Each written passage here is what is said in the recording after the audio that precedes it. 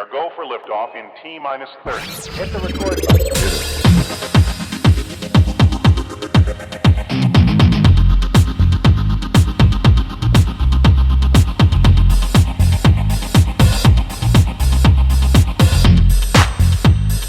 Gosh, that's swell.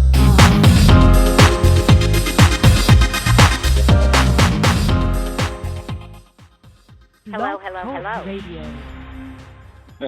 It's a Lowe's Blog Talk Radio. Hello, hello. Hello, hello. Hello, hello. This is the first time I've done this, so you're going to have to tell me what the protocol is. Well, usually I say hello, hello. My name is Italo from Italo's Black Talk Radio. Welcome to the show. And here we have our first guest of the day. That's usually what I do. You're welcome. So we are talking to Terri Weiss, and she's the writer. What else do you do for Monkey Mind? I'm producing it, which is scaring me to death because I've never done this before. So you're the producer, the writer. Who directs the show? Oh my God, I was so lucky to get this man. I was an actress for years, so I've worked with a lot of directors. He is amazing. I mean, he's just literally awesome. His name is Johnny Coppola, and he's got a huge resume, but he's just we watch him every day with just awesomeness because he'll do a blocking. And then he'll get a better idea, and then he'll get a better idea, but he's like this amazing creative person who just is on all the time. It's just amazing to watch him work. I leave rehearsals on a natural high every time I watch them. Right. Actually, the funny thing about Johnny Coppola, I was talking to somebody, I don't forget who it was now, but I was trying to say, you know why? I know why. This other show called George, about George Lucas. And so anyways, George Lucas and Francis Coppola and Steven Spielberg, whatever. That was the theme of the show. And suddenly I look at the name and I said Coppola. And I'm like, oh my God, I just said Coppola on the air. That's so embarrassing. Anyway, sorry, Johnny. I didn't mean to mess your name up. Oh, you know what? I don't think he's not the type to care. Well, they mess my name up every time. They don't say Sotomayor. They say Sotomayor. They say Soto. They said you. So yeah, I don't know. Whatever. I don't get offended either. But tell us what brought you to bring Monkey Mind to the French Festival.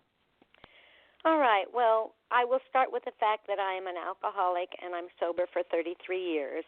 When I got into AA, I was so scared and so I just couldn't function. I mean, I was crying day and night. And my sponsor in AA kept saying, right here, right now, are you okay? And I'd say, yes, but. And she'd say, no buts, right here, right now.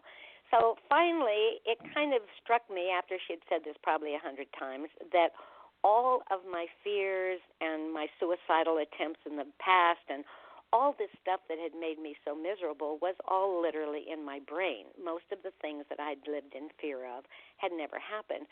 So I made up my mind, fine, I'll stay in the now. Well, I was capable of staying in the moment for about 30 seconds at a time. And it became the focus of my life to learn how to control my brain so that my monkey mind didn't run me, I ran it. And I did it by a very simple thing of talking to myself like a crazy person. I am getting out of bed, I am making the bed, I am washing my teeth. So I did that for a long time, and I literally have learned how to control my brain. Well, I thought it was only us alcoholics who had crazy monkey minds, and then I became a singing teacher. And I've been a singing teacher for 30 years. And it pains me that so many of my brightest, most creative people have a monkey mind that rules them. so I decided I had to, like, write a story. I've always wanted to be a writer. So I took screenwriting classes, and I wrote a screenplay, and it didn't work, and I was very aware of the fact that it didn't work, so I dropped it. And then I was walking on my mountain one day, and I went, oh, my God, I could make a musical out of it. So I went to this school called the New Musical Inc. over here in North Hollywood, and I went there for years, and they team you up with a team. And they don't let you write your own thing for the first year. You have to learn how to do all these things, which I loved. I just loved being part of that group. They're a wonderful school. And they teamed me up. Well, I asked two people from there to be my lyricist and my composer. So then we worked on my show for several years. And frankly, I was never happy with the music. I kept saying I wanted more contemporary music. I felt it was old-fashioned. And they kind of, it was kind of two against one. They liked it the way it was. So we did a workshop there, and it was very successful, but I sent the show out to a lot of people, and I heard, we love your idea, but the music's old-fashioned. So I finally told the old composer, I will pay to get an arranger in to make it more contemporary. He'll take your music, but he'll make it more contemporary. He said, no, you're not going to touch my music. So I got a lawyer to send him a letter and got him off the show. And then I'm not a religious person, but I do believe in a higher power, and I do believe that I am taken care of. And I got on my knees for the first time in years, and I said, dear God, please send me the right composer. Let me find the right composer, blah, blah, blah, blah. And I rent rooms in my house. And I've never had to advertise before, but this one time I had to advertise, and this young gentleman shows up from Peru, and I'm getting emotional just talking about it. And he rented a room from me, and I found out he was a composer, and he's amazing, and he ended up by being the new composer. So, and I can't even tell you how amazing he is. It took the other guys years to write the music, to the lyrics and everything. It took him 2 months to take all these lyrics and do them just the way I wanted them done. And he's this brilliant young guy. And I wish he could be on, but he's working in a restaurant in Burbank, and he couldn't join us today. But then I kind of figured God seems to be in my corner for the first time because this is going so well. So I found out about Fringe, found out that I'd saved enough money to buy a new car, and figured I could keep my Subaru for another couple of years. So I decided to pour my money into producing this and seeing it the way I wanted to see it. And God has been with me all the way. I got Gerardo, and then the cast is phenomenal, and I really mean this. The cast is amazing. And Johnny, it's just, I am grateful every moment of the day for what's been happening. Right. Yeah. I like that you're opening up to being so open, because Gerardo, by the way, my parents are from Peru too. I was born here. Oh my God! And you know what else? I'd just gotten back from a trip to Peru and Machu Picchu. So it was, there's so many of these synchronicity things that happen that are like, well, and I fell in love with the Peruvian people. They're just amazing people over there. So, just not conceited like so many Americans. Well, yeah. Although I am an American. Anyways, I have conflict. I have a monkey mind of my own. We're all talking right now. That's funny. Yeah, no, it's real, because I think it's a creative mind. It's just what it is. We have so many voices. I do believe that, but I believe it can really get in our way too. Yeah. Well, yeah, I had that voice that once in a while it comes out, and not so much lately, but I've had it for years. So I know when that voice emerges, I have to be aware that he's a narcissist. So I'm like, okay, Hi, Charlie. So I have to name him Charlie. That's so funny And how many of us so name our voices too. yeah, there's Charlie, who is very talkative. And then Bob. Bob is real quiet because he's being bullied, and he's told not to say anything. So yeah, there's different voices in my head. Yeah. And Italo is here. Italo is another one because I'm not like this all the time. So it's just funny how people, right? They assume that you're one way, and you're many things that they don't see because you are the only one who knows what's going on in your head, which is interesting. It may take so many years to figure it out, but you found a way to do it. I'm curious to know what is your secret, or do I have to see your show? It's literally talking. Oh, well, it's talking to yourself like a crazy person. Because if you start looking outside your head and just talking to yourself like I'm looking at my patho plant right now who needs water terribly, or I'm looking at my two bright lights that I'd like to be out of my eyes. If you talk to yourself, it brings you, it quiets all those other things and brings you into the present. And then if you can live in the present, because that's the only power you have. We don't have any power. And and there's thousands of books about this. I mean, the Eastern religions, that's the whole reason they teach meditation, is to try to keep your monkey mind. But I was really good at, I could sit down and meditate for 30 minutes with no problem, but the minute I'd get out of my meditation, then my monkey mind would take over. So I learned to literally to walk around talking to myself to keep myself in the present moment. Right. Wow, interesting.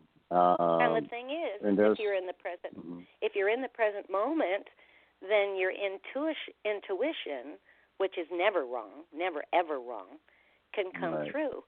And if your monkey mind is blaring at you, your intuition can't come through. True. Yeah, exactly. Wow. I'm getting a lot of epiphanies. But yeah, this is cool to talk about it because many people think that, and I guess it's a cultural thing with Peruvians in particular, coming from the family, having an active mind or a monkey mind, because I used to have an uncle of mine who committed suicide. And so getting to know him was very interesting to me because I didn't think he was crazy. I thought he was the most logic person in the world. Nobody and everybody else thought the opposite. He was a black sheep. He was the one that wanted to isolate himself from everybody. He, of course, was into drugs.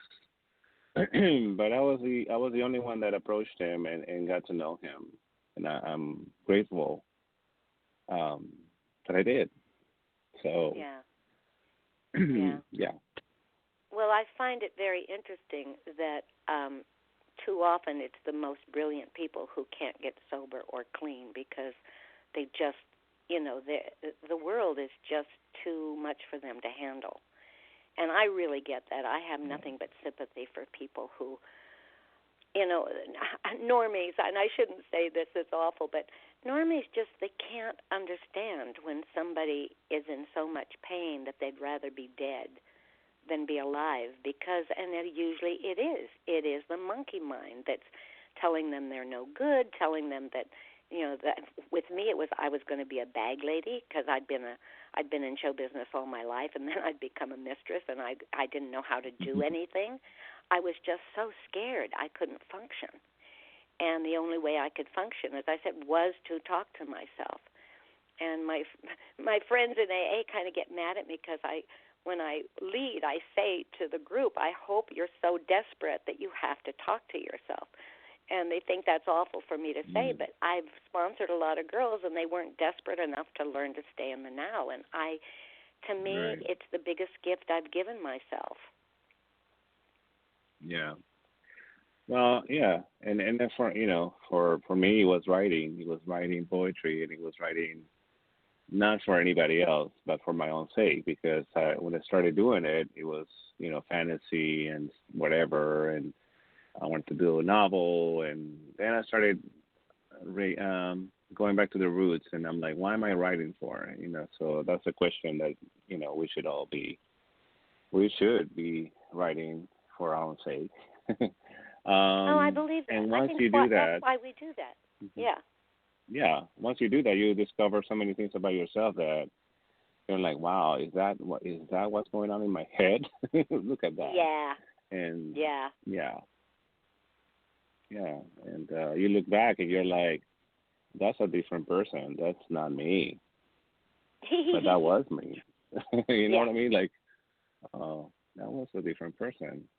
And so, and I have to, be happy with that and embrace it, like you said, be in the present, because if we're stuck in the past, we're going to be always depressed.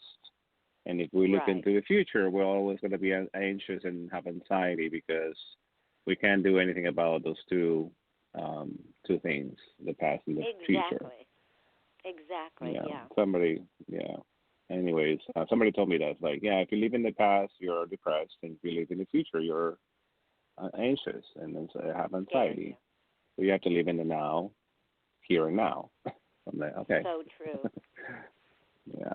But Yeah. it's so, And it's but yeah. again, and I've taught a lot of, actually the show came almost, it's not a true story all the way through, obviously, but I had this brilliant student who was like 9 years old, and she had a television series, and she had to be, she came here to sing, and she had to sing because she was recording, but she would be crying because her parents were in divorce, and she'd say, I can't believe my father's so stupid. He's smoking cigarettes and on, and I'd say, Aria, please, baby, can't you just, leave those thoughts at the door?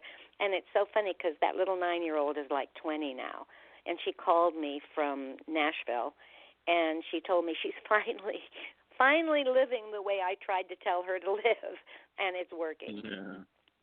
So, Yeah. it takes time for us to realize that, well, my mother thought it was smart to have a monkey mind. She took great pride in the fact that she couldn't meditate because her mind was too busy. But,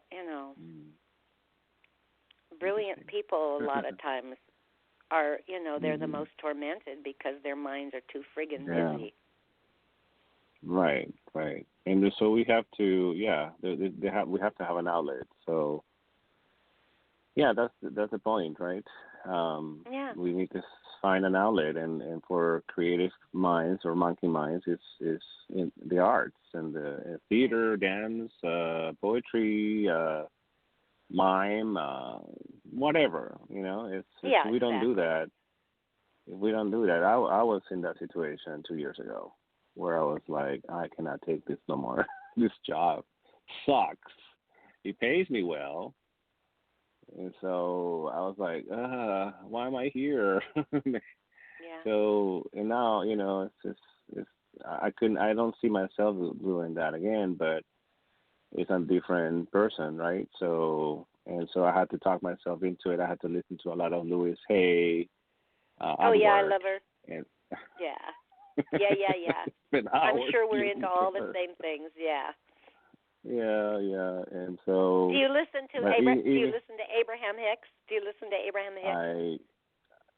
I listened to Wayne Dyer Yeah. also, and I think I think I might mention to him Bill Hicks, no, No, but it was Abraham more Hicks. Abraham, sorry.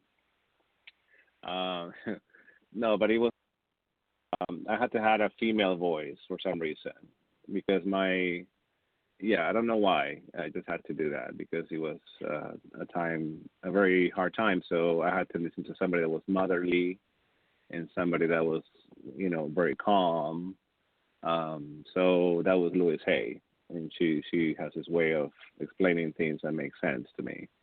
Yeah. So I had to start from there. But yeah, once I got tired of that, then I had to go to other ones. But it's great. And it's great advice and everything.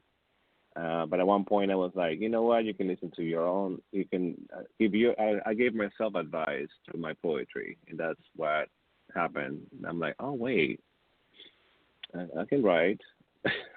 So Yeah. I started doing my own affirmations and my own. Whenever I felt like Charlie was not there, then I went in and started writing positive stuff. And so you had to train myself to do that and train yourself to write positive things instead of just being all negative. So true, so true, so true. Right? I've literally I realized that when I was drinking, I would look at the world and only see the negative. And I've literally trained myself now that when I look at the world, I find the positive. I mean, because we have a choice of our thoughts. And this is we're taught when we're kids that we got to think and we got to figure things out. We're never taught to look at the positive side of things. We're just not taught this. And we're not taught to trust in a higher power. Well, I guess the religious people are, but but the higher power is never our inner self. And I believe that my higher power is my inner self. And that if I can just keep my brain quiet, I can hear that inner self. And that's what I'm trying to do now. I mean, my whole focus right now in my life is trying to quiet my brain enough to not, when I get a thought, not go, oh, that's a silly thought, and ignore it, because those little thoughts that come are never silly. They're always right on. Yeah. Yeah, you have to catch those times where, and I caught myself doing that. Because now I'm doing Lyft. I'm doing Lyft, so, and then, you get cursed out on the street and you get upset or I'm in my own mind, many times, so. Yeah. I have to catch myself like, wait a minute, that's not a good thought, and stop it. Yeah, exactly. You don't want to plant that in the universe. No, and you don't want to stay there for too long. Right. So, but monkey mind. It's talk about the monkey positive, monkey negative, monkey crazy. How many more monkeys are there? There's only 3. I wanted more when I wrote it, but we figured it was just too much going on. And now that I'm seeing it on stage, yes, 3 is more than enough. Johnny has done a brilliant job of showing how they drive a person crazy. It's just, as I said, I love what he's done. And they dance and sing around this little girl, and literally, and her singing teacher tries to teach her to live in the now, and she ain't having it. It's like, as far as she's concerned, that's a really ridiculous idea, until she's driven to near suicide at the end, and then she comes back and realizes that her monkey mind had driven her almost to death. So it's a really serious topic, but thank God my lyricist had a great sense of humor. And so, with the monkeys dancing and singing around and the lyrics are fun, it doesn't come across as a terribly serious show, except that last moment. And then, as I said, I'm have some friends with kids coming Saturday tomorrow for our opening, and I'm very curious to whether they will be, whether they will understand it, be scared, whatever. It can be a little powerful at the last climatic moment. So I'm anxious to see what the kids say about it, the little ones. Right. Because I actually started to write it for tweens, and yet it's the adults that seem to be loving it the most. Right. No, but you do have a good point, because, the suicide rate is probably higher in teenagers. Yes. Right? So because they know too much and they think too much. I'm sorry? Yeah. No, and you have to target. That's your target audience, is the people that need it, is the people that are going through it. So why not the teenagers who are being bullied, or they're being self-conscious on social media, or they're being told by their parents, don't do this, don't do that. Teachers you name it. I mean, they have so much Oh, to deal with. I watch what parents do to their kids up here, and I got to tell you, it kills me because parents are either, they're so strict that the kid never feels like they do anything right, which is one of the worst things you can do for a child, or they're so lenient the kid never learns boundaries. And for a parent to walk that fence where they're a really good parent, it just seems to be almost impossible.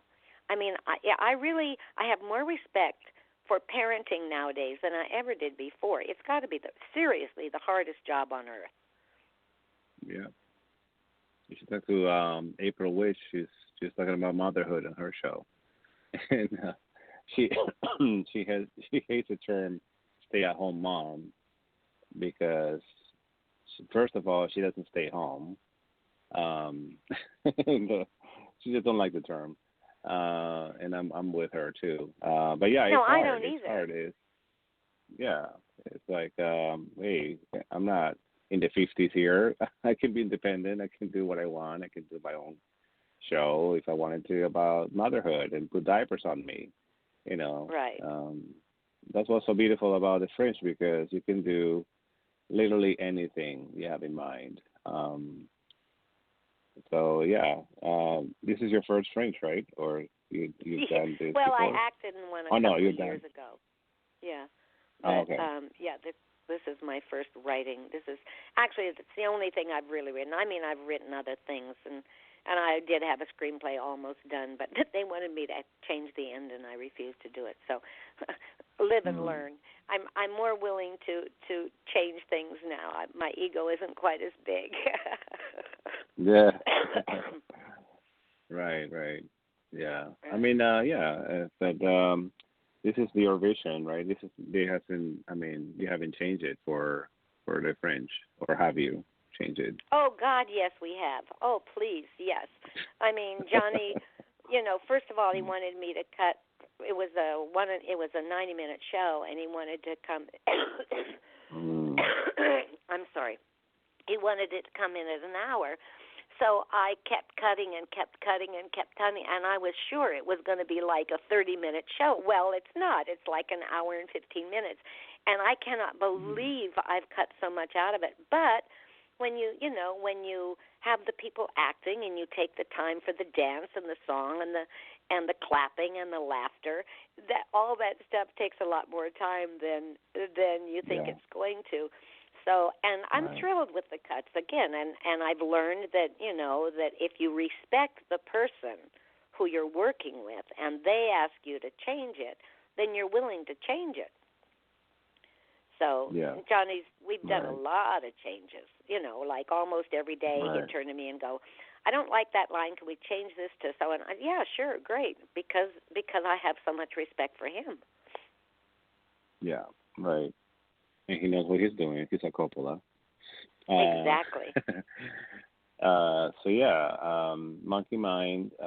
Again, this will be playing at the McCadden Theater, which is on McCadden Place in Hollywood. If you want to go below, whoever's listening, they can go below this link, and there will be a link to your Hollywood Fringe site, and of course they can order the tickets now because there's going to be 6 shows, I believe. It's going to be June 14th. There's going to be 7. I'm sorry. There's going to be 7 shows. 7 shows. And 7 shows. They can go to hollywoodfringe.org/4954, and it will take them directly to my show. Right. But it's actually showing me 6 on this, or you probably had a preview already? Well, we're having a preview tomorrow night, and it's sold out. Oh, it's sold out. That's why it's not showing up on the site. Okay. But yeah, I see on the side there's actually 6 shows, but it's you can't miss. You already missed this one, this preview, but that's okay. You have 6 more shows. So June 14th is the next one, 16th, 22nd, 23rd, 29th, and 30th, and you can go to the Fringe site, and of course buy tickets now because they may be going soon. People don't know how fast they go until they want to see the show the day before. They want to see the show and they're like, "Oh, it's sold out." Oh yeah, That's it's been so on sale true. forever. Yeah, it's so true. Yeah. And Californians so, are crazy. They wait till the last minute. Sometimes that even if you have a party and you want to RSVP, hardly anybody RSVPs. They just show up or they don't. yeah, exactly. Yeah, exactly. It's even worse if they don't show up and they say they were coming but they don't come. That's even worse. Yeah. Yeah. Anyways, I don't know what that is but about yeah. Californians, but we're crazy. Yeah, we're crazy here. Well, actually, I do hate people that are either late or they don't let you know what's going on, or you know what I mean. Like, at least tell me what happened. Like I'd like to know. So. Yeah, well, I think it's selfish. When you're late or you don't show up like I didn't the other day. Only I wasn't being selfish. I was just being crazy. My monkey mind had taken over. Your monkey mind was exactly. I was going to say that. No, but you did reach out to me and say what happened. So I'm like, okay, I'm not upset anymore. So my monkey, the angry monkey left. The chimpanzee left. So yeah, but I do actually like the topic. It's very, very. It's always going to be, the topic. It's going to be always relevant. Yeah, I believe so, yeah, that. it's important. Yeah. People have been talking about this since the beginning of time, and the whole Hindu philosophy is very much about. Oh, I'm so sorry. Oh dear. It's okay. I know you were sick. Yeah, I'm just hoping and praying I'll be okay by tomorrow night. I don't want to stand in the audience and cough, so I'll have to stand by the door and rush out. Yeah, get some cough drops. Yeah, really. Or you know what I did in Moscow? Well, not. I was in Moscow. Sorry, St. Petersburg. They said drink vodka with pepper and ginger. I don't know if the ginger goes into being a sober alcoholic for 33 years, I don't think that's a good idea. What did I just say? Okay, monkey mind. Sorry about that. And I'm sure it would work, actually. Well, it did make me sweat. But there's also other non-alcoholic drugs you can take. Yeah, well, I'm taking them. I went to the doctor yesterday, so I'm on all that junk. Oh, okay. Yeah. Oh, God, I'd love to hear about your trip to St. Petersburg. I want to go there. Yeah, it's interesting. It's another culture altogether. But actually, that's actually what happened last year when I went. I did the French last year, and then I was stopped to go to St. Petersburg because she wanted me to direct a show over there. This producer that came. So yeah, anything can happen at the French Festival, guys. Holly Berry appears suddenly out of the blue in one of the shows that I saw last year, or things that you are like, what just happened? And you got picked to go to New York or Edinburgh. Yeah. So yeah, anything can go in Hollywood. And if your story's great, somebody will see it and approach you, hopefully. Hopefully, yes. Yeah, because we don't need another superhero movie. We need some more real issues that we're dealing with. Oh, God. Although I will say I saw Rocket Man yesterday, and I thought it was absolutely brilliant. It's so creative, just very creative, yeah. Very good film. Yeah. Very good film. Yeah, Rocket Man I want to see. I don't want to see Godzilla, but I do want to see Rocket Man. No, you and I, we're right in line there, same vibration. All these big movies with all the crashes and the bangs, and I just can't stand them. Yeah, it's just, I do watch them, but I just need, like yesterday I was watching the shows last night. I watched The Bully Problem, and the other one was Too Old, Too Asian, Too Short. Both great shows, and very different. But I would remember those more than I would if I were to watch Godzilla today. I'd be like, I don't even know what happened in Godzilla, but I know what happened in Bully Problem, and I know what happened in Monkey Mind. Those theaters are much more, it touches you in ways that movies can. So, well, theater was meant to be, informative. I mean, I think it started in Shakespeare's time with, informing the people. It was, it's supposed to be informative. I go to a lot of theater, and if I don't feel like I've walked out learning something or questioning something, I don't feel like it was a successful piece. Yeah, exactly. Yeah, and then we're used to mediocrity in Hollywood, and I just can't.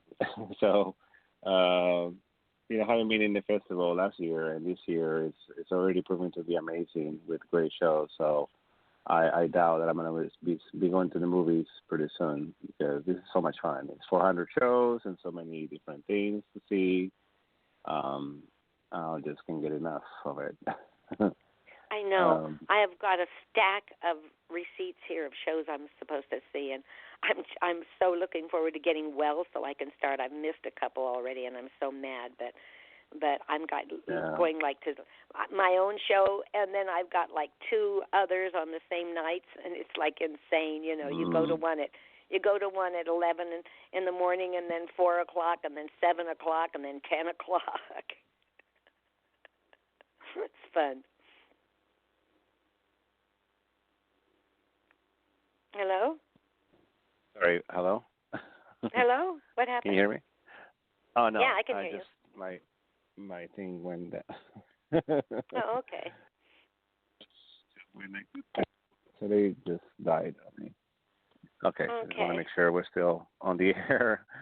But anyways, I do want to kind of wrap it up because we already went over 30 minutes. Oh, dear. But, yeah. Okay. Thank you, darling, for having me on. This has been so fun, and you and I are on the same wavelength, I can tell. I love it.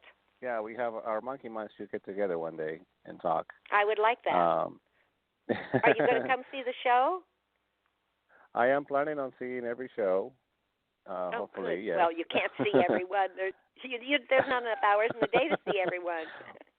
No, I should rephrase that. I want to see every show that I found interesting in my Blog Talk Radio. How's that? Okay, good. I'll clarify that. But Terri, thank you for calling and for calling me when you're sick. I hope you're getting better. Don't drink vodka. All right, Don't my darling. do that. Thank you so much for having me. You're welcome. And I'm going to take it out with a song that I chose for this episode. It's by Shawn Mendes called "In My Blood," which is I think is very needed. People that are going through whatever they're going through ask for help. That's one thing that they don't do. So hopefully, if you're listening and you feel lonely or whatever, listen to this song, and I think it's going to tell you a message. So with that, check it out, and see you at the theaters. We are go for liftoff in T-minus 30. Hit the record button.